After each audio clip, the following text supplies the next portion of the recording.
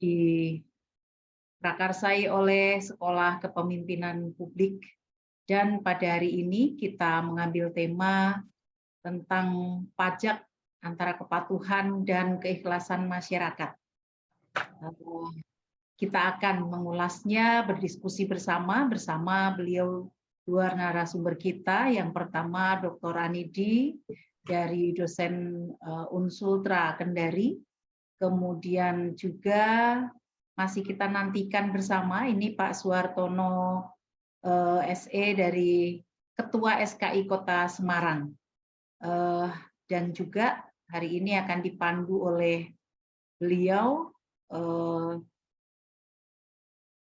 Dinda Jova, namanya Mariana Ulfa, ya, beliau dosen Universitas Ahmad Dahlan Yogyakarta.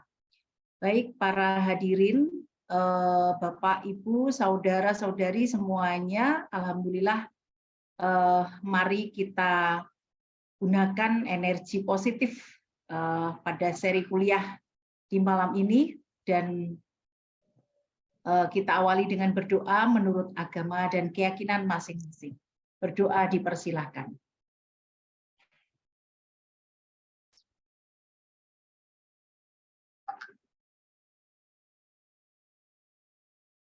Amin, terima kasih. Baik, Bapak, Ibu, saudara sekalian, tema pada malam hari ini memang sengaja diusung dalam rangka kita ingin membahas lebih jauh begitu terkait pajak yang selama ini memang menjadi kewajiban dari kita semua selaku masyarakat di Republik ini, ya, dan bagaimana masyarakat selama ini memiliki kewajiban tersebut, namun di satu sisi banyak fenomena yang terjadi pada saat ini, di antaranya adalah berbagai penyelewengan dan juga ternyata juga maraknya korupsi ya yang juga terjadi di sana begitu, sehingga muncul banyak pertanyaan terkait sebenarnya kalau seperti ini apakah tepat kita membayar pajak, ya, gitu ya. Jadi temanya mempertanyakan ini antara keikhlasan gitu ya. Jadinya nggak ikhlas begitu Pak Anidi ya. Oke, namun sebelumnya saya selalu terlupa ini karena saking semangatnya ingin segera masuk ke topik kita. Kita harus bersama-sama menyimak lagu kebangsaan Indonesia Raya, ya, dan ini sudah menjadi SOP dan kesepakatan dari seri kuliah kita. Kepada yang bertugas, mohon untuk bisa menayangkan lagu kebangsaan Indonesia Raya.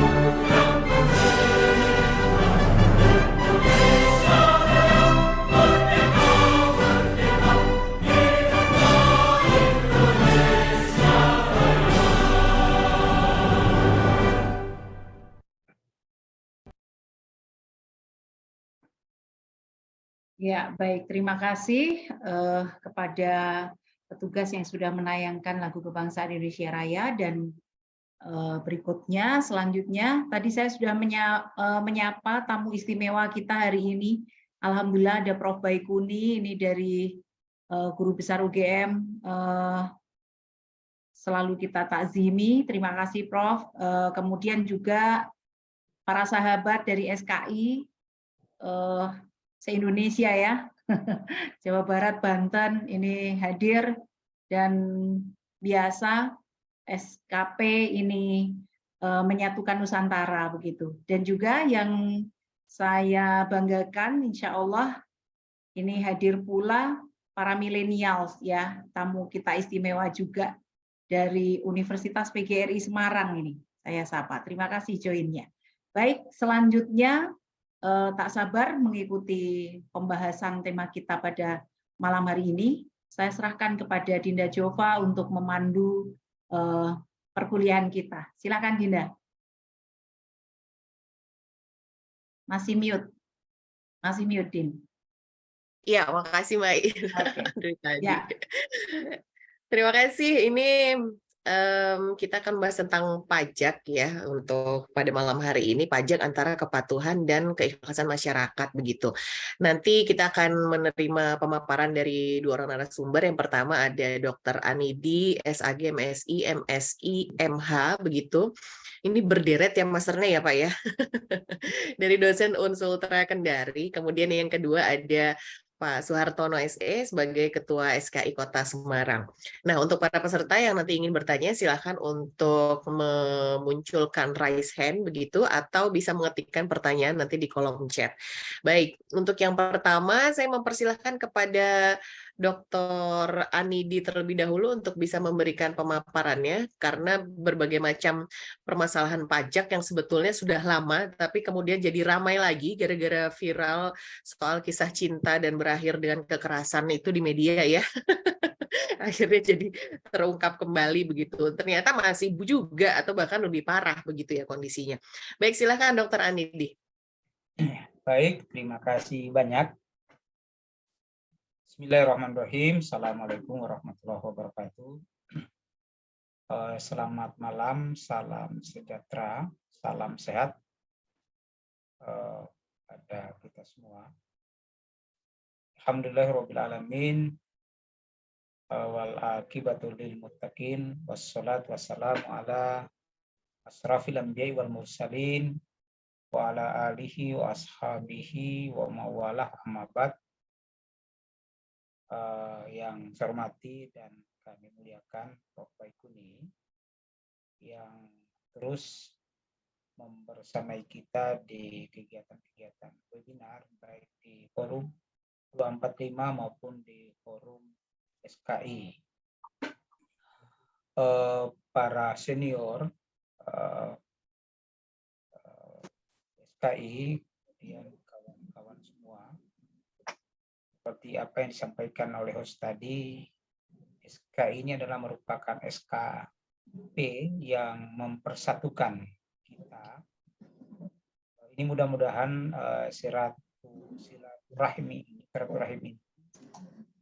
akan membawa manfaat, membawa barokah bagi kita semua. Baik, sebelumnya saya menyampaikan permohonan maaf kepada semua.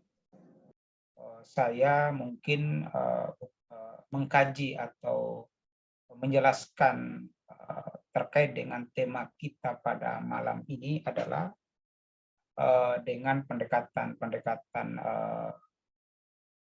kualitatif berbasis kasus yang hari ini lagi fenomenal di tengah-tengah masyarakat kita. Menurut pemikiran saya saat dulu saat pintar membaca dan menulis, kok kenapa ada perbedaan pajak dan zakat? Kenapa kita pajak lagi, kemudian kita diperintahkan lagi untuk berzakat? Ini yang menjadi saat itu yang menjadi pemikiran saya kenapa ada pajak, juga kenapa ada zakat, seperti itu. Nah, tetapi mari bersama nanti akan menjadi diskusi sharing bersama dan masukan-masukan dari para guru-guru besar bahwa memang pajak kita sekarang di persimpangan jalan. Ini antara kepatuhan dan keikhlasan masyarakat. Kenapa seperti ini? Padahal sesungguhnya salah satu sumber penerimaan negara dari sektor dalam negeri adalah untuk membiayai pengeluaran rutin negara maupun pembangunan adalah pajak. Jadi apabila sumber penerimaan pajak negara mencukupi, maka Indonesia dapat mengurangi utang secara bertahap dan menjadi bangsa yang mandiri. Ini sungguhnya pajak yang kita keluarkan selama ini. Penerimaan negara dari sektor pajak itu memiliki peran yang sangat penting untuk kelangsungan sistem suatu negara, khususnya di dalam pelaksanaan pembangunan. Terkait dengan pajak, kalau kita kembali melihat Undang-Undang Nomor 6 Tahun 1983 yang telah beberapa kali diubah dan terakhir Undang-Undang Republik Undang-Undang Nomor 16 Tahun 2009 tentang ketentuan umum dan tata cara perpajakan dalam itu pada pasal 1 yang menyatakan bahwa kontribusi wajib kepada negara yang terutang oleh orang pribadi atau badan yang bersifat memaksa berdasarkan undang-undang dengan tidak mendapatkan imbalan secara langsung dan digunakan sebagai keperluan negara untuk sebesar-besarnya untuk kemakmuran rakyat. Inilah setelah saya dulu membaca tentang kajian pajak, ternyata memang agak berbeda antara pajak dan zakat. Zakat itu adalah kemurnian dan keikhlasan yang terlahir dari niat kita untuk beribadah. Sedangkan pajak ini menurut Undang-Undang Nomor 16 Tahun 2009 itu bahwa pajak itu bersifat memaksa. Sehingga ketika rakyat atau wajib pajak tidak mengeluarkan pajaknya, maka akan disangsikan atau dikenai sanksi perundang-undangan. Saya coba mengutip beberapa pandangan para guru besar, antara lain Profesor Dr. Ahmad Sumetro, bahwa pajak itu adalah iuran kepada kas negara berdasarkan undang-undang yang dapat dipaksakan dengan tiada mendapatkan jasa imbal kontra prestasi yang berlangsung dapat ditunjukkan dan digunakan untuk membayar pengeluaran umum. Jadi pendapatan dari sektor pajak dalam negeri diantaranya dapat didapat dari pajak penghasilan atau PPH, pajak pertambahan nilai PPN, pajak bumi dan bangunan, bea perolehan hak atas tanah dan bangunan, termasuk cukai, juga pajak-pajak lainnya. Kemudian kita coba melihat beberapa hasil penelitian. Kenapa masyarakat kita muncul kepatuhan terhadap pajak? Itu antara lain dipengaruhi oleh peran pemerintah. Kemudian juga faktor dari wajib pajak sendiri seperti kesadaran wajib pajak dalam memenuhi kewajiban perpajakannya. Kemudian adanya pengetahuan dan pemahaman wajib pajak tentang tata cara perpajakan, bahwa sesungguhnya pajak itu adalah untuk kemakmuran rakyat, diperuntukkan untuk rakyat, kesejahteraan rakyat. Sehingga memang ini adalah kepatuhan terhadap pajak ini adalah faktor yang paling besar adalah faktor peran pemerintah. Itu yang membuat masyarakat termotivasi karena ketika pemerintah terjadi atau kinerja pemerintah dalam pengelolaan pajak ini bagus, kemudian transparansi, akuntabilitas, saya kira ini yang mempengaruhi kepatuhan pajak masyarakat. Kepatuhan pajak ini atau wajib pajak dapat kita coba kembali mendefinisikan bahwa di mana masyarakat keadaan di mana wajib pajak memenuhi semua kewajiban perpajakan dan melaksanakan hak perpajakannya. Kemudian kepatuhan memenuhi kewajiban perpajakan secara sukarela merupakan tulang punggung sistem penilaian diri sendiri, di mana wajib pajak bertanggung jawab untuk menetapkan sendiri kewajiban secara akurat dan termasuk tepat waktu dalam membayar pajak. Nah, sehingga ini memunculkan kesadaran wajib pajak suatu yang mana wajib pajak telah mengetahui dirinya, mengakui, kemudian menghargai dan mentaati ketentuan perpajakan. Itu. Oleh karena itu, sesungguhnya kalau kita berdasar pada teori-teori atau kajian-kajian para ahli tentang perpajakan, pengamat perpajakan, saya kira kasus yang terjadi di akhir ini ada yang sangat fenomenal, antara lain adalah beberapa dugaan kasus anak PNS pajak, antara lain yang lalu ini dan sampai hari ini sangat santer adalah dugaan tindakan penganiayaan yang dilakukan oleh anak seorang pejabat Direktorat Jenderal Pajak. Itu terhadap pengurus pusat GP Ansor. Jadi pelaku penganiayaan sendiri itu berdasarkan pernyataan Polres Metro Jakarta Selatan bernama Mario Dandisatrio itu adalah merupakan anak pejabat di pajak. Ini luar biasa yang memperlihatkan, menurut saya adalah ada keangkuhan di sana, kemudian ada kemewahan yang ditonjolkan sehingga ketika berhadapan dengan masyarakat yang atau rakyat atau masyarakat yang tidak berpenghasilan seperti mereka, ini sehingga mereka muncul gaya hidup mewah.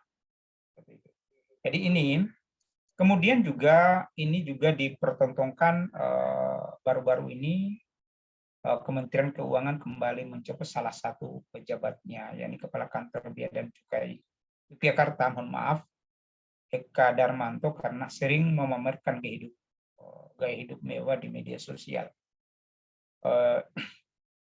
Saya kira ini gaya hidup mewah tersebut tidak cocok dengan nilai-nilai keindonesiaan rakyat kita yang masih banyak yang tidak mendapatkan pekerjaan, hidupnya yang sangat sederhana dan masih banyak di bawah garis kemiskinan.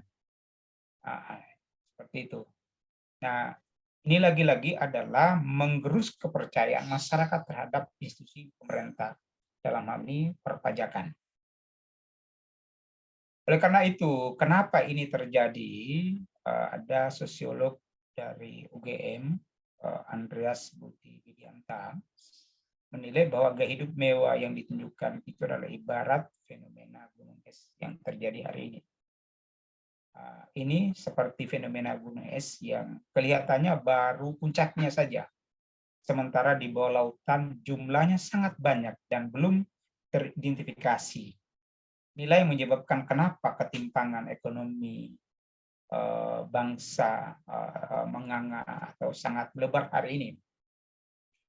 Oleh karena itu, inilah yang memicu apakah masyarakat kita dengan fenomena atau kondisi-kondisi ini masih ikhlaskah dalam kepatuhan berpajak. Saya kira ini menanggapi persoalan-persoalan yang terjadi saat ini adalah saya setuju dengan Kementerian Pemberdayaan. Saya sangat setuju gerakan Kementerian Pemberdayaan Aparatur Negara dan Reformasi Birokrasi menyebut pihaknya sedang ada kebijakan soal tunjangan berpijak pada keadilan atau fairness. Jadi ini yang sesungguhnya yang mempengaruhi itu. Oleh karena itu, sebentar ini kita sangat berharap pandangan-pandangan para guru-guru besar kita, para senior. Saya kira ketika masyarakat sudah tidak hilas dalam melakukan atau mengeluarkan pajak ini, ternyata masyarakat pertama sudah tidak percaya dengan kinerja pemerintah kita. Kemudian tidak adanya transparansi pengolahan pajak itu. Padahal sungguhnya pajak itu adalah ditujukan untuk semata-mata kesejahteraan rakyat. Saya kira ini sebagai pengantar yang mudah-mudahan nanti banyak akan lebih menarik kita diskusikan. Nanti sekali lagi ini banyak kita harapkan ada masukan-masukan sehingga ke depan ada ide-ide, ada gagasan-gagasan baru dalam membangun negeri ini, karena ketika kita kembali kepada negara-negara hari ini, kita kenal mutu pendidikannya yang paling terkenal adalah Finlandia. Itu luar biasa, rasio pajaknya 49,2% itu. Luar biasa pengolahan, terutama di bidang pendidikan itu luar biasa perkembangannya. Nah, ini ketika pajak ini dikelola dengan baik, saya kira dari semua sektor yang ada di negeri ini akan berubah, lebih-lebih di dunia pendidikan kita. Kalau Bapak dan Ibu masuk di pelosok-pelosok di Sulawesi Tenggara misalnya atau di Indonesia Timur, masih banyak ketimpangan-ketimpangan, terutama di dunia pendidikan sangat jauh antara barat dan timur, antara utara dan selatan.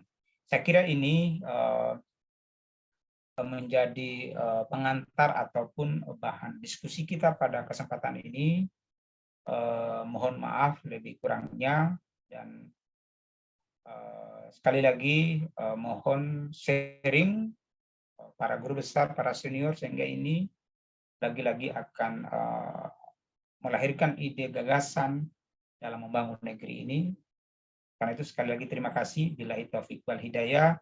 Assalamualaikum warahmatullahi wabarakatuh.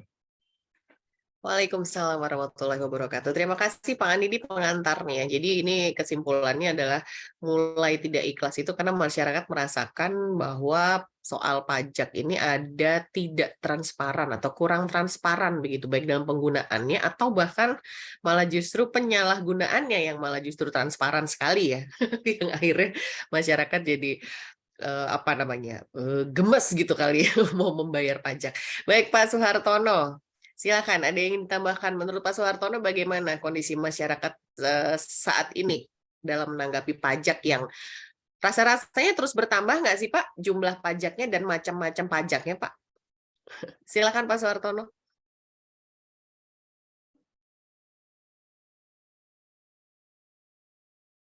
Pak Suhartono masih mute ya, mohon maaf. Oke. Ya. Assalamualaikum warahmatullahi wabarakatuh. Waalaikumsalam warahmatullahi Iya, wabarakatuh. mohon maaf, jadi baru sempat bisa bergabung karena tadi ada error di HP, sehingga saya baru bisa menyimak beberapa menit terakhir saja. Baiklah, untuk menjawab yang disampaikan oleh host, maka sebelum saya jawab berikutnya, izinkan saya kembali lagi untuk menyampaikan yaitu beberapa hal tentang perpajakan dulu, supaya nanti ada benang merahnya dengan tadi yang disampaikan pengantarnya. Jadi kita memulai dari apa sih pajak itu? Tadi sudah dibahas juga sebetulnya oleh narasumber sebelumnya. Apa sih pajak itu? Kenapa sih harus bayar pajak? Ya, memang tidak dipungkiri dalam halo, ya, tidak dipungkiri bahwa negara, terutama negara Indonesia yang masih berkembang ini, bahkan negara maju juga beberapa tetap mengenakan pajak, bahwa negara membutuhkan dana yang sangat besar untuk membiayai penyelenggara negara, itu pasti. Nah, dari mana sumber pembiayaannya? Tentu sumber pembiayaannya adalah salah satunya pajak. Namun berikutnya ada mungkin menjual sumber daya alam, kemudian pinjaman luar negeri dan dalam negeri. Sehingga sumber penerimaan negara kita memang ada 3 hal itu, yaitu pertama menjual sumber daya alam, kedua pinjaman luar negeri dan dalam negeri, ketiga pajak. Nah, kenapa pajak ini dititikkan di terakhir? Yaitu memang seandainya dari menjual sumber daya alam itu sudah cukup, ya mungkin tidak perlu lagi ya adanya pinjam luar negeri. Dan mungkin bisa juga tidak perlu lagi adanya pajak seperti yang kita lihat ada negara yang makmur yang tidak mengenakan pajak. Namun untuk Indonesia kapan itu terjadi? Wallahu alam. Nah, masalahnya sumber daya alam kita semakin lama memang semakin menipis dan tidak bisa diperbaharui. Hutang ada biaya bunga yang sangat mahal. Dan apakah kita akan terus berhutang untuk menggali sumber penerimaan negara? Tentu kita akan menghindari itu negara ini. Nah, satu-satunya maka pajaklah yang mestinya menjadi tumpuan harapan penerimaan pajak. Pajak mengajak peran serta rakyat untuk membiayai negaranya sendiri. Itulah kemudian kita harus bertanya, nah rakyat yang mana? Ya, rakyat yang mana sih yang harus dikenakan pajak? Kalau negara beranggapan bahwa rakyat yang mana, itu rakyat yang sudah memenuhi syarat untuk membayar pajak, yaitu yang sudah memiliki penghasilan melebihi PTKP dalam 1 tahun. Tadi disampaikan bahwa beberapa definisi pajak dari para ahli, saya tidak lagi menyampaikan, namun izinkan merangkum dari pengertian pajak, yaitu ya pajak adalah iuran rakyat pada kas negara berdasarkan undang-undang yang dapat dipaksakan, artinya memang wajib dapat dipaksakan dengan tidak mendapat jasa timbal. Orang yang membayar pajak tidak langsung harus meminta jasa imbal balik dari pajak yang sudah diberikan, tetapi secara tidak langsung mestinya sudah dirasakan. Nah, kemudian pajak adalah peralihan kekayaan dari pihak rakyat kepada kas negara untuk membiayai pengeluaran rutin dan surplusnya digunakan untuk public saving yang merupakan sumber utama untuk membiayai public investment itu sendiri. Nah, sedangkan definisi pajak tadi sudah disampaikan dalam undang-undang. Kalau saya mengacu pada Undang-Undang 2008 Masian tahun 2007, yaitu pajak adalah kontribusi wajib kepada negara yang terutang oleh orang pribadi atau badan yang bersifat memaksa berdasarkan undang-undang dengan tidak mendapat imbalan secara langsung dan digunakan untuk keperluan negara bagi sebesar-besarnya kemakmuran rakyat. Nah, apa sih ciri-ciri yang melekat di dalam pajak? Kita bahas bahwa ciri-ciri yang melekat pada pengertian pajak adalah tadi peralihan kekayaan dari orang atau badan ke pemerintah, dipungut dengan undang-undang, tidak ada kontraprestasi langsung, dipungut oleh negara, sehingga otomatis tidak lagi ada pungutan-pungutan liar, diperuntukkan bagi pengeluaran-pengeluaran pemerintah, dapat digunakan mencapai tujuan tertentu dan dapat dipungut secara langsung maupun tidak langsung. Pajak, kita kurang tahu kenapa memakai kata pajak. Ya, apakah pajak itu penggunaannya tag, kalau di dalam bahasa Inggrisnya ada tag, tetapi kalau di unsur kita adalah pajak. Mungkin beberapa pajak itu diplesetkan menjadi palak Kalau pajak adalah yang negara, sedangkan palak adalah dilakukan oleh orang per orang. Nah, fungsi pajak itu sebenarnya fungsi budgeter, yaitu sebagai sumber dana bagi pemerintah untuk biaya pengeluarannya, dan fungsi reguler, yaitu pajak berfungsi sebagai alat untuk mengatur atau melaksanakan kebijakan pemerintah dalam bidang sosial dan ekonomi. Demikian terkait dengan pengertian pajak. Nah, sekarang yang tadi disampaikan berikutnya adalah bagaimana perkembangan pajak di Indonesia ini.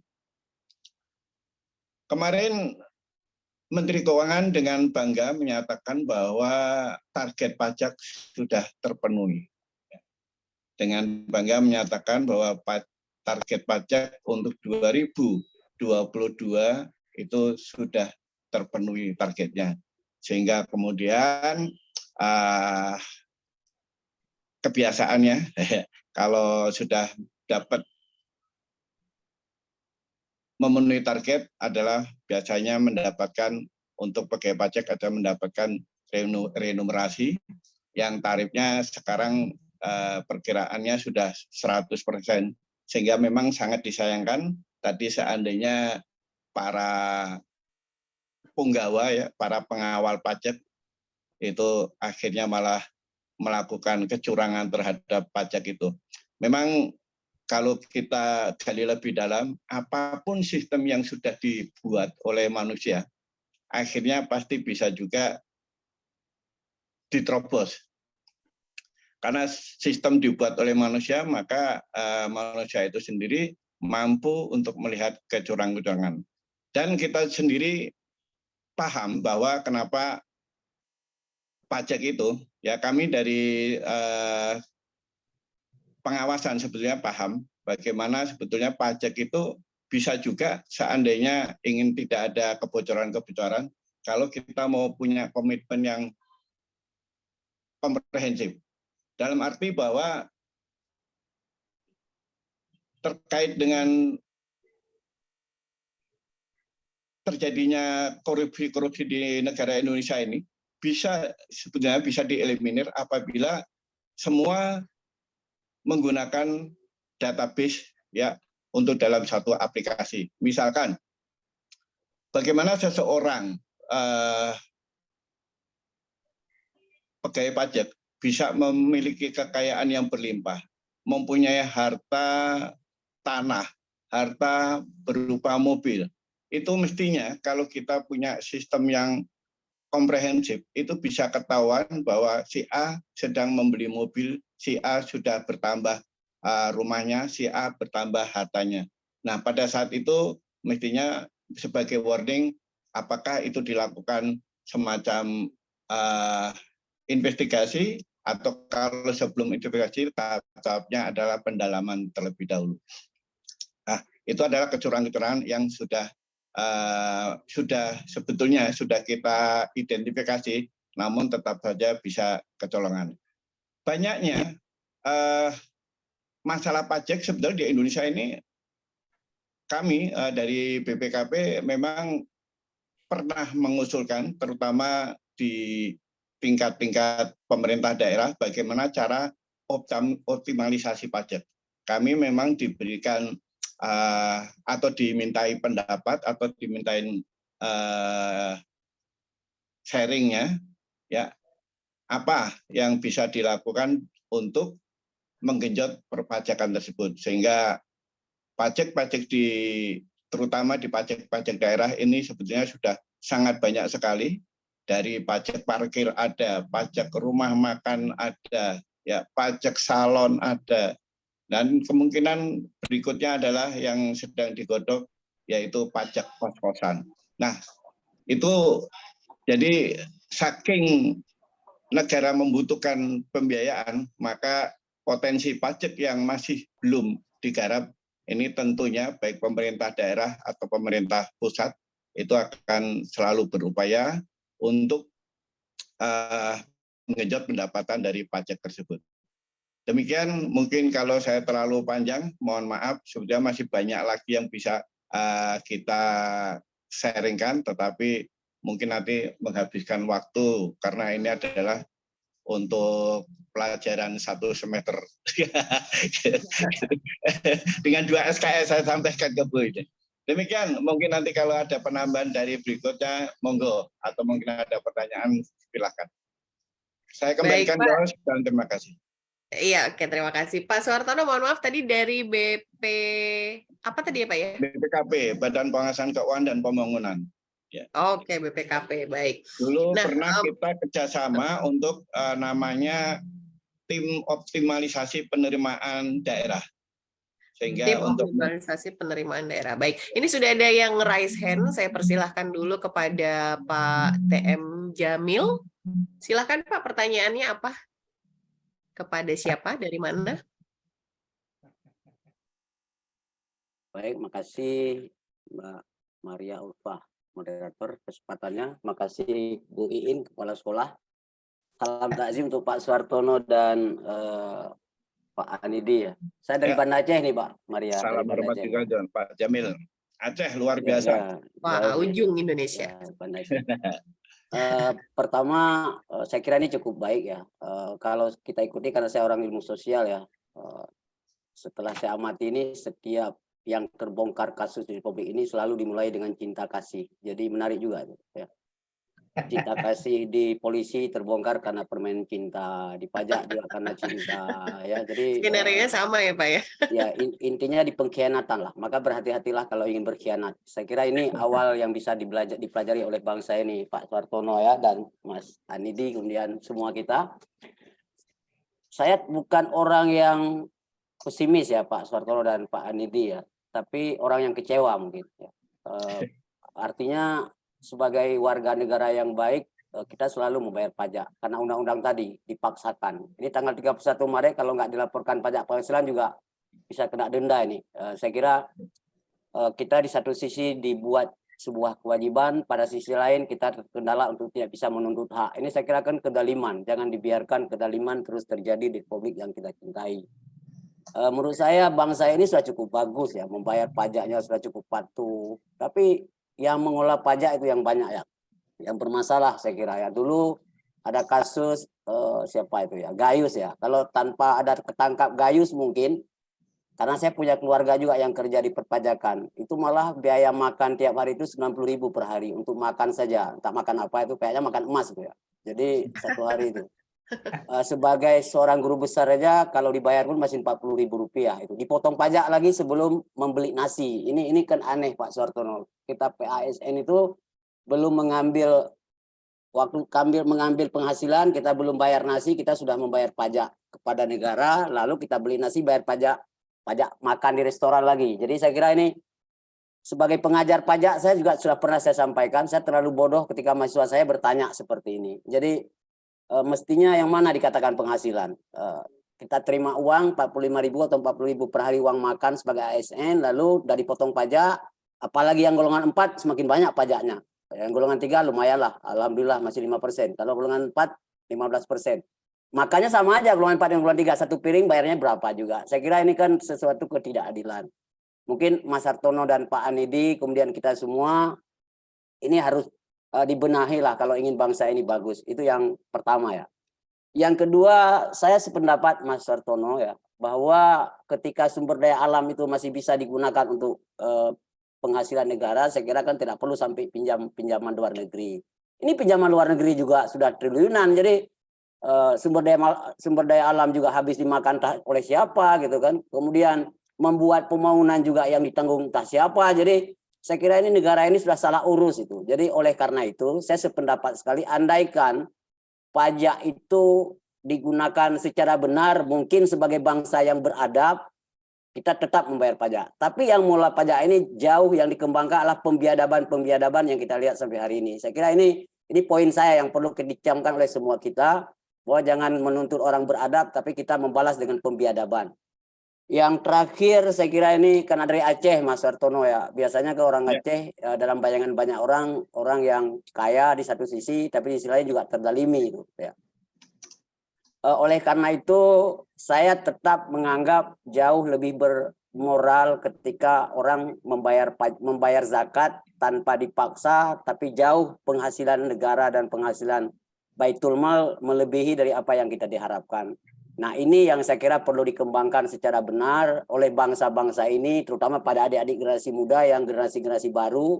Tapi generasi yang kita ini kan generasi-generasi yang salah urus atau generasi salah kurang gizi mungkin ya. Jadi saya kira ini sudah saatnya lah berhenti untuk berpikir yang kira-kira bisa merusak bangsa ini. Mungkin Pak Anidi, Mas Asro ini termasuk orang muda ya. Kalau saya termasuk kelompok-kelompok generasi tua. Kalau Mbak Maria malah jauh lebih muda lagi. Saya kira itu komentar saya Pak Suartono. Apakah ada cara supaya negara ini menghargai secara beradab kalau mereka minta kita adalah kewajiban, tapi tolong hargai juga hak-hak sebagai warga negara untuk diperhatikan. Jangan menuntut kewajiban tapi lupakan haknya. Saya kira itu. Mohon maaf Mbak Maria, saya tidak berkomentar sekaligus bertanya. Dua-dua itu bisa berkomentar ya. Terima kasih. Assalamualaikum warahmatullahi wabarakatuh. Waalaikumsalam warahmatullahi wabarakatuh. Baik, silakan ke Pak Suartono dulu atau Pak Anidi dulu mau komentari. Monggo Pak Anidi dulu yang pertama. Ya, Pak Anidi, silakan Pak Anidi. Baik, terima kasih Bu.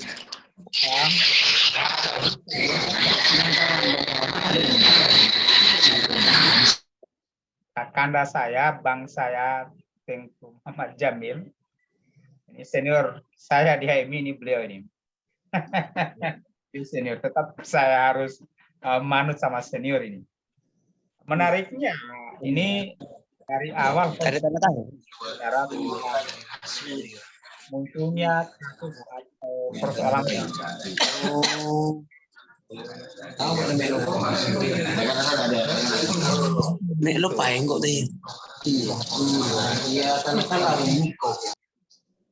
sehingga ketika saya memang membedakan, saya memang memberi pernyataan yang kurang nyambung cinta dan kasih sayang. Memang cinta itu bisa suatu saat bisa berkhianat. Kenapa? Cinta itu jangka pendek. Oleh karena itu, saya punya buku, ini adalah mendidik anak dan berbasis cinta dan kasih sayang. Ternyata setelah dikaji lebih dalam, ternyata cinta itu jangka pendek. Nah, kasus mohon maaf yang terjadi saat ini adalah kasus narkoba Kapolda Jawa Timur, Teddy Minahasa dengan Ibu Linda itu juga berangkat dari cinta. Pada akhirnya di dalam persidangan saling mengkhianati. Nah, seperti itu. Oleh karena itu memang ini hasil penelitian saya, memang ternyata cinta itu adalah jangka pendek. Nah, harapan kita dalam pengelolaan zakat ini adalah ada keluhuran, ada kemuliaan yang melahirkan kasih sayang yang jangka panjang karena memikirkan rakyatnya, tidak hanya memikirkan diri sendiri. Seperti itu. Saya kira pemimpin kita hari ini dan kita sebagai umat beragama, khususnya kita yang beragama Islam, tidak mengalami kekurangan keteladanan yang dipraktekkan oleh Nabi kita SAW. Saya kira itu sudah dibuktikan dengan beberapa pernyataan buku yang ditulis oleh Michael Hart bahwa tokoh dunia yang paling berpengaruh adalah Nabi kita Muhammad SAW, karena ada membangun keikhlasan, membangun kejujuran, membangun kebenaran, sehingga itu ada keluhuran di sana. Ini yang menjadi persoalan seperti apa yang disampaikan Bang Jamil tadi. Ya, memang saya kira hari ini perlu ada evaluasi kebijakan-kebijakan hari ini yang telah diberlakukan oleh pemerintah kita. Karena apa yang terjadi? Saya kira semua kita melihat rakyat kita semakin sangat sulit untuk mendapatkan pekerjaan. Masih banyak tukang-tukang beca kita, masih banyak orang-orang kita yang jadi pemulung, sangat sulit untuk mendapatkan sesuatu nasi dalam satu hari. Nah, para pejabat kita tidak malunya memperlihatkan kemewahan, memperlihatkan mobil, motor, moge dan lain sebagainya. Ini sesungguhnya ini menjadi kontrol kita, bagaimana mengontrol ini sesungguhnya.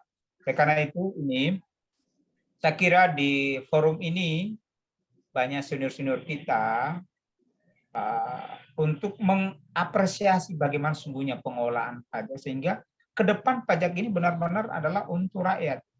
Ini kan luar biasa, fungsi pajak itu adalah membiayai pengeluaran negara untuk pembangunan, menyediakan fasilitas kesehatan luar biasa. Di daerah saya atau daerah lain saya kira sama. Ini luar biasa, biaya kesehatan ini luar biasa, sehingga orang miskin sebenarnya tidak bisa masuk rumah sakit karena banyak ditolak karena tidak punya uang. Saya kira itu pernyataan dari saya kembalikan kepada moderator. Terima kasih, Bang Jamil.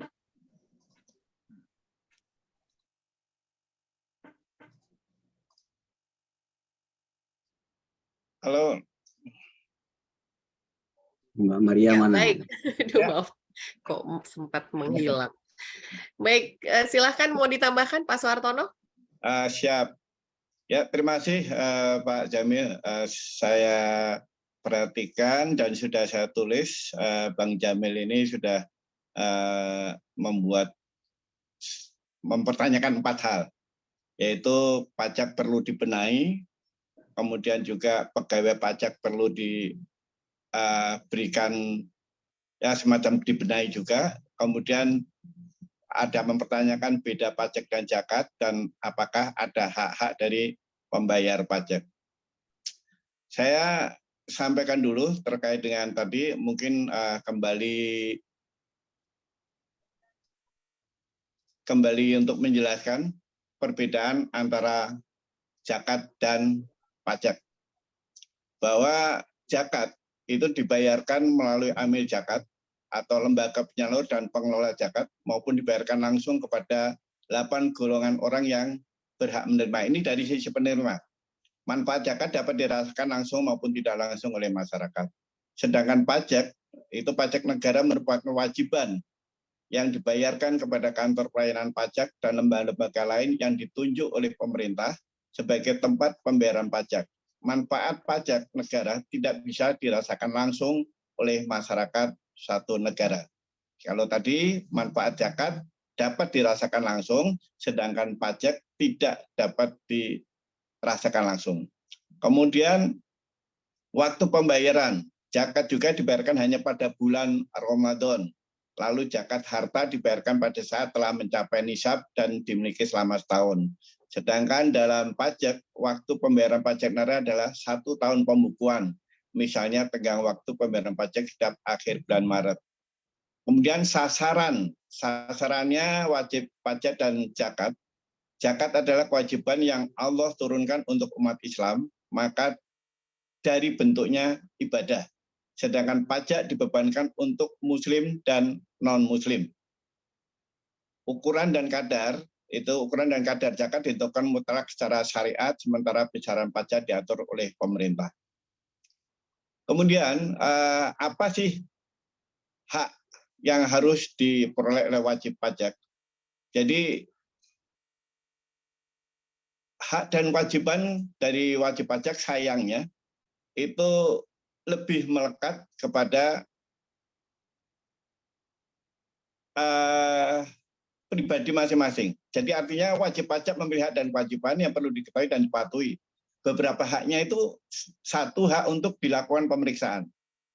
Malah dalam hal ini haknya kok untuk dilakukan pemeriksaan terhadap kekayaannya, terhadap pajak yang dibayarkannya.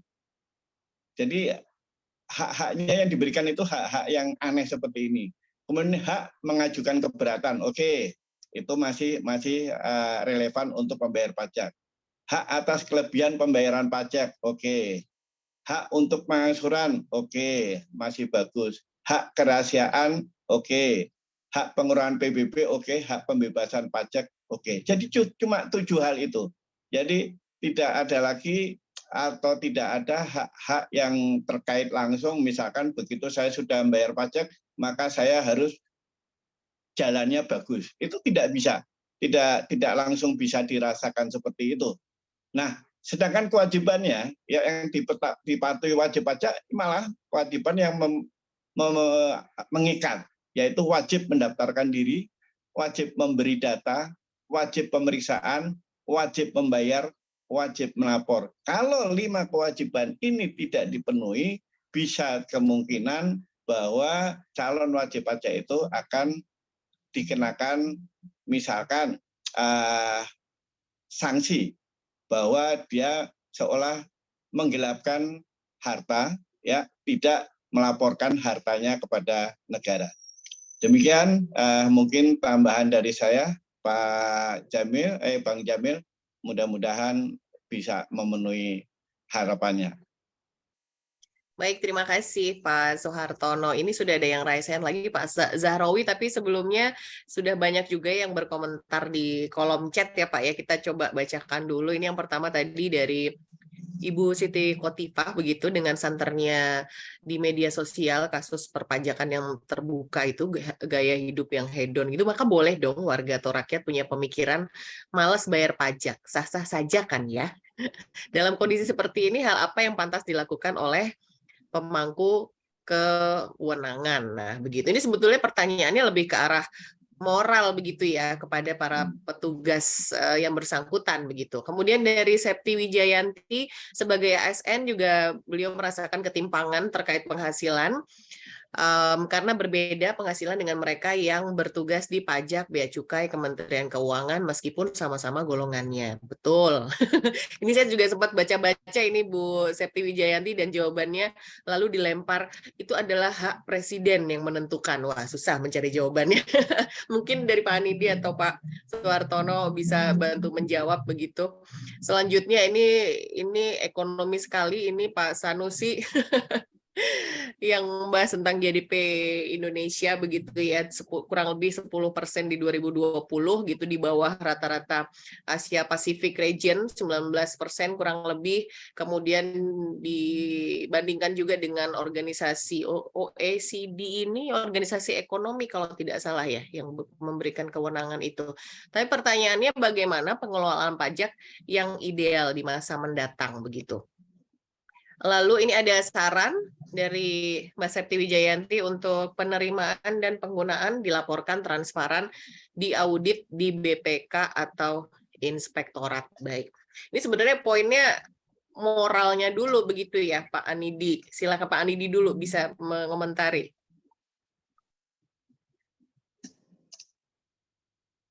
Halo Pak Anidi atau Pak Soehartono dulu boleh? Siap.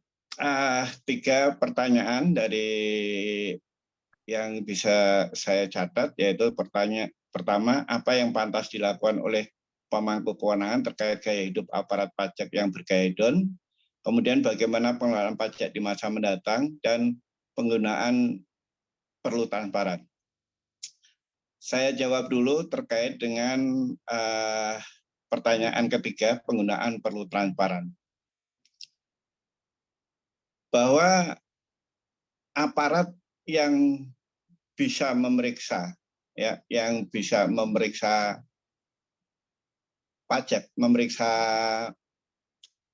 aparat perpajakan adalah inspektorat dari perpajakan kantor pajak itu sendiri. Itu pertama. Kemudian adalah BPK, Badan Pemeriksa Keuangan. Kemudian ketiga tentunya KPK mempunyai kewenangan, tetapi KPK baru bergerak seandainya terjadi kecurangan atau diduga ada kecurangan. Selama itu tidak ada kecurangan atau tidak ada dugaan, tidak ada laporan, tidak ada surat kaleng, misalkan, ya tidak ada pemeriksaan dilakukan oleh KPK. Dan sebenarnya ada juga, yaitu yang sangat berperan di dalam pemeriksaan bukan hanya aparat wajib pajak, itu adalah dari punya Pak Yusuf itu, PPATK. PPATK itu sebetulnya mempunyai peranan yang besar. Dia bisa mendeteksi lebih awal terkait dengan bagaimana kehidupan terutama para aparat negara, aparatur negara, bukan cuma dari aparat pajak saja. Karena semua transaksi keuangan itu bisa diperoleh oleh PPATK. Nah, bagaimana pengelolaan, kemudian pertanyaan kedua, bagaimana pengelolaan pajak di masa mendatang? Kita sepakat bahwa pajak digunakan untuk membiayai pengeluaran negara. Namun kita juga berharap sangat ya bahwa pajak ini betul-betul bisa langsung pembiayaan pengeluaran negara yang menyentuh kesejahteraan rakyat, untuk kesejahteraan rakyat. Jadi bukan untuk proyek-proyek mercusuar, ya, proyek mercusuar yang hanya menguntungkan malah justru bukan rakyat kebanyakan, bukan dimanfaatkan atau dinikmati oleh rakyat, malah dinikmati oleh segelintir orang atau katakanlah para pengusaha, ya, atau mungkin kelompok dari rejim itu sendiri. Nah, apa yang pantas dilakukan oleh pemangku kewenangan terkait gaya hidup aparat pajak? Ya mestinya dalam hal ini Menteri Keuangan, ya Menteri Keuangan Sri Mulyani sebagai orang pertama yang bisa melakukan ya pembenahan terhadap aparatnya, aparat di bawahnya, terutama aparat pajak. Saya kira penghasilan yang diperoleh aparat pajak itu lebih atau ibaratnya masih termasuk yang terbesar dari penghasilan yang diterima oleh aparatur sipil lainnya. Aparatur sipil, aparat pajak itu selain gaji, dia juga bisa mendapatkan semacam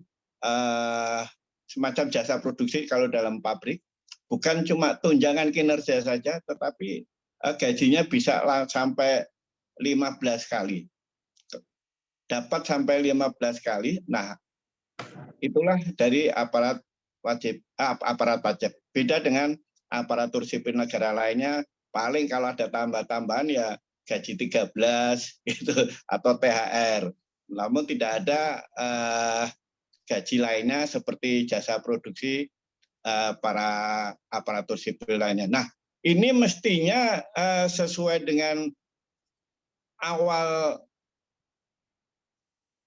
Sri Mulyani memberikan tukin, mestinya ini bisa dikaji ulang.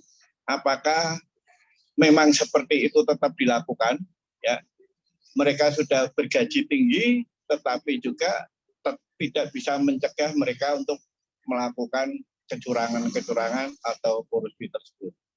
Nah, ini memang menjadi PR dari Menteri Keuangan. Ya, kalau kita tidak bisa berharap dari Menteri Keuangan rejim sekarang, ya mudah-mudahan Menteri Keuangan rejim hanya Pak Anies Baswedan nanti bisa lebih hebat daripada yang sekarang. Itu semangat. Amin. Baik, terima kasih Pak Suhartono. Pak Anidi, ini mungkin bisa saya kerucutkan sedikit ya Pak Anidi ya. Misalnya nih, berangkat dari kejadian kemarin begitu ya, ada perilaku hedon dari anak pejabat pajak, kemudian jadi terungkap semua. Nah, ketika ini terungkap, seharusnya yang langsung turun tangan untuk menangani ini, apakah tadi disebutkan Pak Suhartono ada BPK, PPATK, Inspektorat Ditjen Pajak misalnya langsung untuk mengecek apakah betul begitu dari yang bersangkutan ini gitu. Menurut Pak Anidi seharusnya bagaimana gitu? Karena supaya isu ini tidak akhirnya menjadi konsumsi publik yang terlalu lama begitu kan. Jadi dan juga jadi pelajaran juga untuk petugas pajak yang lain. Silakan Pak Anidi. Baik. Jadi Pwede Pak?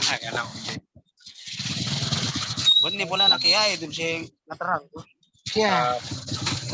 Hadir dengan pengelolaan pajak, saya mencoba mendekati pada persoalan moral. Saya kira ini seperti apa yang disampaikan oleh moderator, kenapa terus-terus terjadi dari Gayus Tambunan dulu, kemudian ini semua adalah orang-orang pajak, padahal gajinya juga sudah banyak. Sesungguhnya harapannya lah mereka yang kita sangat berharap sama pengelola pajak, bahwa pajak itu dengan kerja keras mereka adalah untuk kepentingan rakyat, kepentingan pembangunan yang dirasakan langsung oleh rakyat pada akhirnya. Oleh karena itu, kalau saya didekati dengan pendidikan ini ada pola asuh yang keliru, yang salah. Ini terkait dengan fenomena kondisi hari ini, kasus yang dipertontonkan oleh para pelaku pajak yang mengelola pajak. Saya kira ini adalah pola asuh yang coba kita kembali kepada pola asuh. Kenapa seperti itu? Bangsa ini mau maju ke depan adalah yang kita harapkan ada 2 modal yang harus kita persiapkan, yaitu adalah modal pengetahuan atau kemampuan pengetahuan.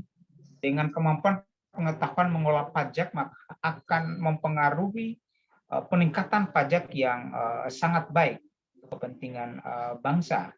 Kemudian yang kedua adalah kemampuan moral, ada modal moral.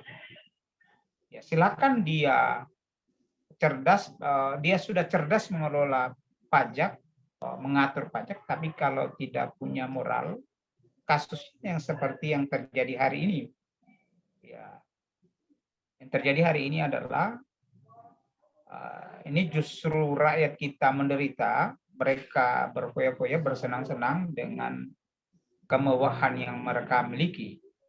Saya kira ini, saya kira pemimpin ke depan adalah mencoba mengevaluasi kondisi ataupun perlakuan-perlakuan pejabat seperti ini,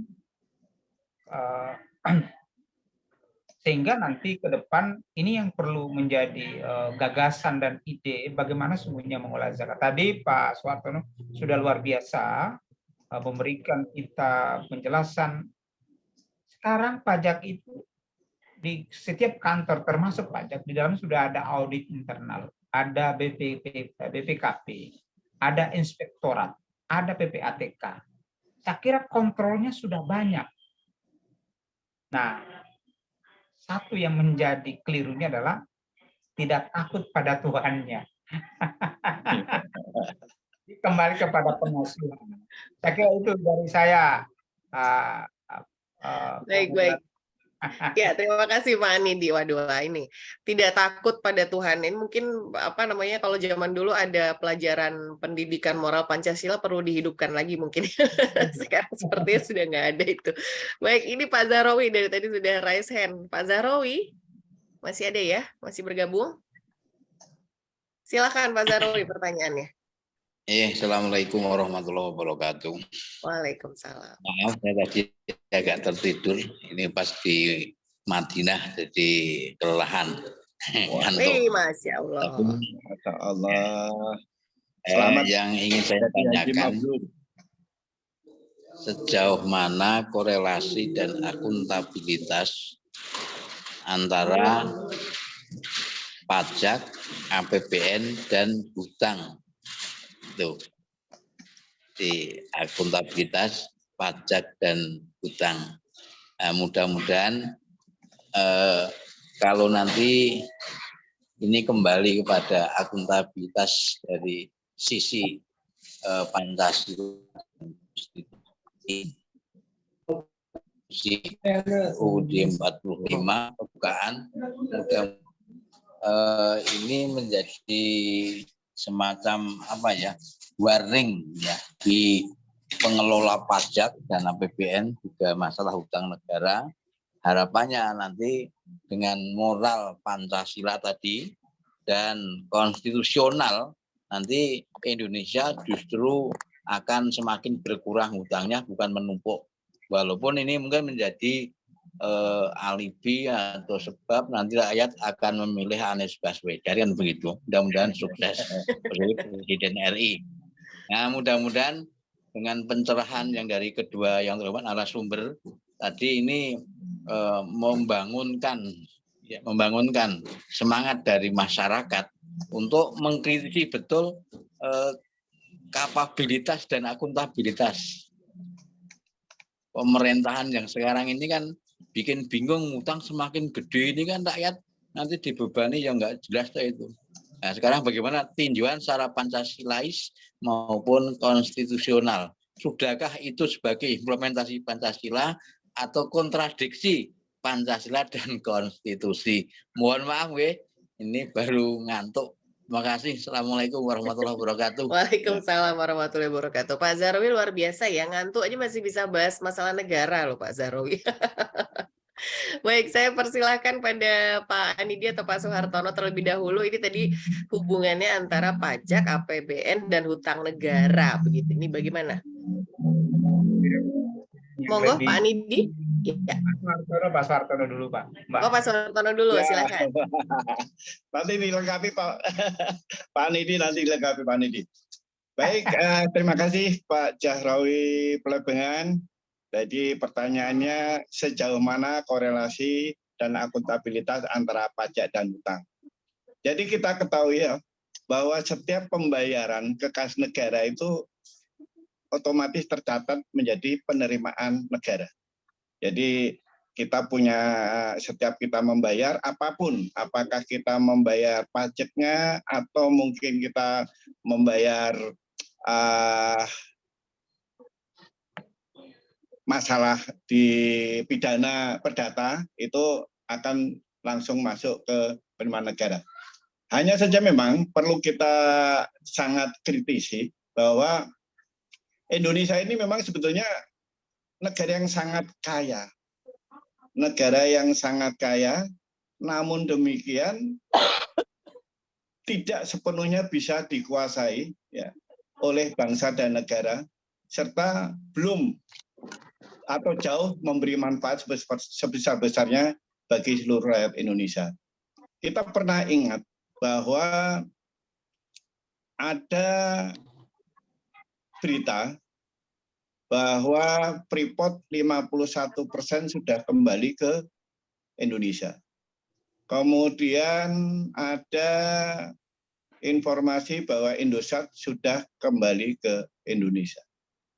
Dan banyak lagi. Namun nyatanya bahwa dari tahun ke tahun mestinya kan keuangan negara kita kan mendapatkan 51% itu.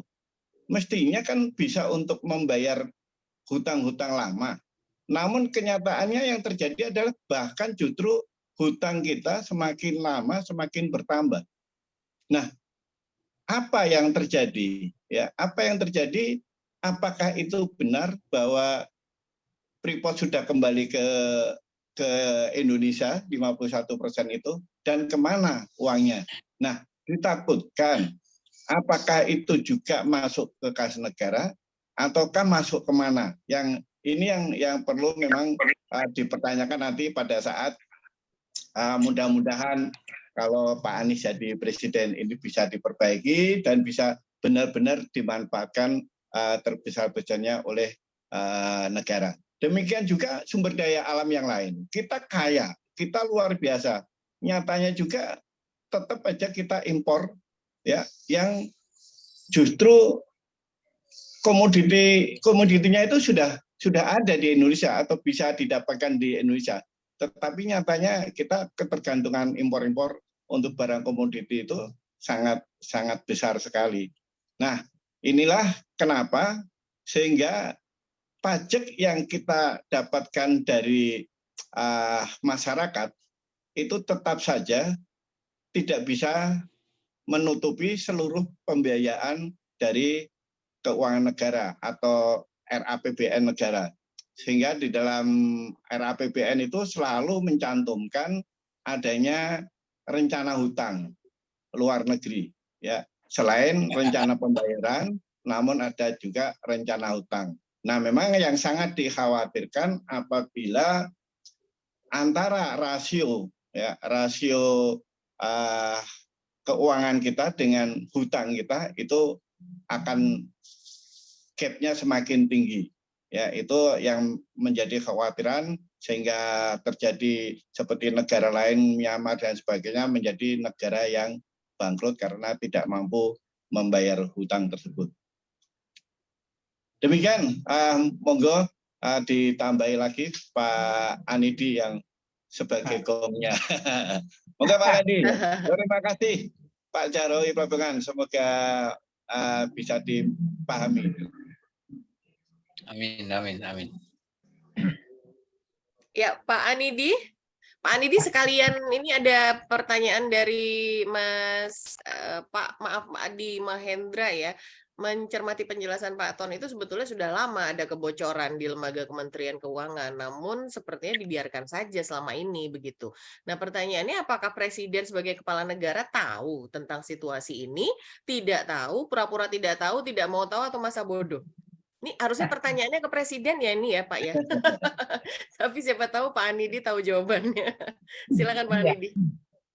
Baik, saya kira ini menjadi perbincangan rakyat kita di bawah terkait dengan pajak, baik itu hasil alam, seperti halnya di Sulawesi Tenggara. Di Sulawesi Tenggara itu terkenal dengan nikelnya. Hampir semua tanah Sulawesi Tenggara itu adalah nikel dan aspal. Seperti halnya di Kota Kendari ada namanya satu daerah Morosi, dan di sana luar biasa Cina, dan Cina itu sudah kawin mawin dengan orang di sana, dan mereka dengan kekuatan finansialnya bisa membeli, bahasa kasarnya, orang-orang daerah. Soalannya, pertanyaannya kembali adalah, investor yang kaya dan orang-orang Cina yang kaya, masyarakat di situ luar biasa kehidupannya. Mungkin kalau kawan-kawan yang ada yang belum ke Kendari, itu sangat memprihatinkan. Kemudian, fenomena lain adalah ini terjadi di daerah saya, di Buton, di mana nikel itu, pertanyaannya adalah nikel itu dibawa kemana dan hasilnya untuk siapa. Nah, di sana diperhadapkan dengan kebutuhan masyarakat. Nah, ketika nikel itu dikelola, maka masyarakat nelayan yang melaut, yang kehidupannya di di laut itu sudah tidak bisa melaut, tidak bisa, ikannya sudah tidak ada ikan di situ karena terdampak oleh nikel, seperti itu. Nah, di sini beberapa adik-adik kita mahasiswa mencoba mengadvokasi itu lagi-lagi tidak punya kekuatan. Oleh karena itu, menurut saya pemimpin ke depan mudah-mudahan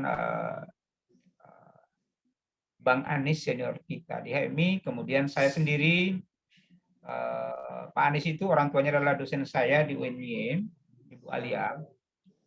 Saya kira dengan kefiguran keteladanan, saya teringat sekali ketika Bu Alia dan suami ke kampus, mereka hanya memakai mobil Corolla lama, itu luar biasa. Saya dulu berpikir ketika tiba di Jogja, profesor kok dua orang guru besar atau dua-duanya dosen kok hanya memiliki mobil Corolla lama 70-an. Nah, ini yang menjadi, saya kira ketika kita kembali kepada hukum Islam, kaidah usul fikih minal ala ilal adna, dari atas ke bawah, ketika persoalan itu berhadapan dengan yang lebih tinggi, utamanya berhadapan dengan kehidupan masyarakat banyak, saya kira itu bisa diabaikan. Artinya, nikel itu sesungguhnya adalah ketika berhadapan dengan kehidupan yang lebih besar dan dampaknya lebih besar, saya kira itu perlu dicermati kembali kebijakan-kebijakan pengelolaan itu. Sebab ketika nikel itu dikelola, maka dampaknya masyarakat tidak bisa melaut dan pada akhirnya masyarakat kita miskin. Seperti itu. Jadi harapannya ke depan, pemimpin ke depan adalah melakukan pendekatan minal a'la ilal adna berdasarkan asas manfaat. Ketika manfaatnya lebih besar, maka itu yang didahulukan. Saya kira itu, kalau penjelasan tentang perpajakan luar biasa, senior kita Pak Suhartono, karena beliau punya pengalaman di perpajakan. Kami hanya dekati pada sisi-sisi pendidikan. Saya kira itu, Bu Moderator. Terima kasih, saya kembalikan. Ya, baik. Pak Anidi tadi belum terjawab. Ini sebenarnya masalah ini kebocoran di keuangan tuh Presiden sebetulnya tahu nggak sih, Pak? Saya kira terkait itu Presiden itu banyak perangkatnya. Ada polisi, ada intelijen, ada BIN, luar biasa. Saya kira ini yang saya sampaikan tadi, ada keseriusan dari pemerintah. Saya kira di periode pertama Jokowi luar biasa, Presiden Jokowi, tetapi setelah periode kedua ini, dari pernyataan-pernyataan beliau yang tadinya tidak rangkap jabatan, dulu tidak bisa rangkap jabatan kalau ketua partai, tetap ketua partai tidak boleh jadi menteri. Setelah periode kedua itu luar biasa, banyak pejabat yang merangkap jabatan, sehingga apa yang terjadi dalam mengatur ataupun monitoring pelaksanaan pemerintahan yang sangat dipengaruhi oleh kekuatan politik. Saya kira itu, menurut saya seperti itu. Terima kasih. Ya, baik. Baik, terima kasih. Kita masih ada sedikit waktu. Silakan Pak Suhartono menambahkan closing. Gongnya juga nih Pak Suhartono. Pak Jokowi tahu nggak sih sebetulnya masalah ini, Pak? Di bawah rame loh. Ya, masalah tahu atau tidak memang tidak mungkin beliau akan mengetahui. Jadi di kebiasaan kalangan kita sendiri, apalagi di PNS, itu ada semacam khawatir ya apabila anak buahnya bermasalah, maka akan menjadi masalah bagi dia. Sehingga seolah-olah pengawasannya dia kurang. Sehingga supaya untuk menyelamatkan diri, apabila ada anak buah bersalah, ya seakan-akan ditutupin. Ini yang sangat-sangat memprihatinkan kita. Berarti jawabannya adalah pura-pura tidak tahu ya Pak ya? Nah ini, karena kalau tahu mestinya kan sebagai atasan tahu betul lah. Anak buahnya kok lebih kaya dari saya, kan itu tahu betul. Ada apa ini? Gitu kan. Jadi sebenarnya tidak mungkin katakanlah ya, pejabat atasannya Pak itu, saya nggak nyebut nama, itu tidak mengetahui bahwa Pak ini melakukan kecurangan di dalam pekerjaannya. Itu tidak mungkin. Karena kita sangat paham bahwa berapa sih gaji anak buah kita. Bahkan anak buah juga paham berapa sih gaji atasan kita.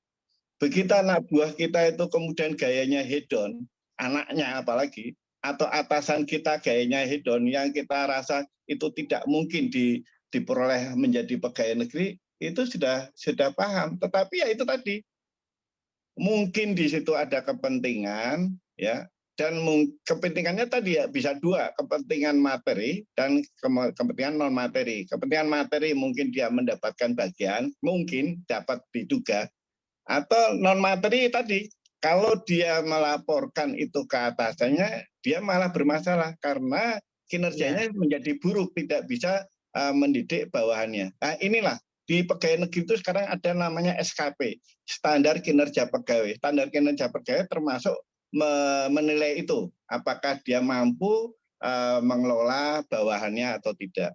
Nah, ke atas, makin ke atas, ya hilanglah informasi itu gitu ke Presiden. Ya, mudah-mudahan khusus nanti kalau Pak Anies jangan sampailah hilang, supaya bangsa ini bisa menjadi baik, tidak terjadi adanya korupsi-korupsi padahal gaji sudah sangat tinggi.